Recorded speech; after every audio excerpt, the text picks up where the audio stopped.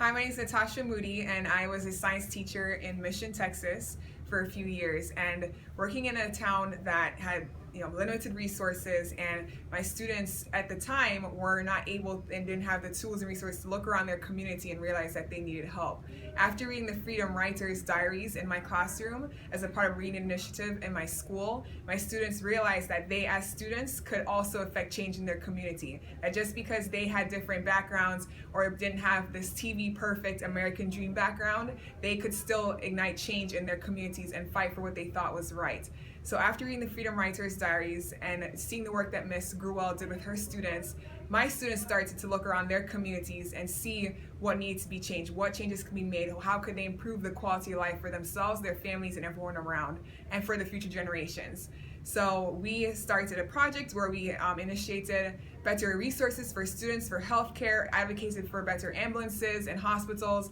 and we were pretty successful in that project. But most importantly, my students saw that they could ignite change and they could speak up for their community and use their stories as a vehicle to ignite change in their communities. So now my students are now juniors and seniors in college, and they're still fighting for change in their community. They're pursuing degrees in what they think their community needs, and they always express interest in coming back to their community and fighting for what they think is right, either as doctors or lawyers or nurses or whatever profession they're in. So I do accredit a lot of that change that we had in the past, and I'm sure we'll see in the future, to the Freedom Writers' diaries and the work that Ms. Gruwell did with her students.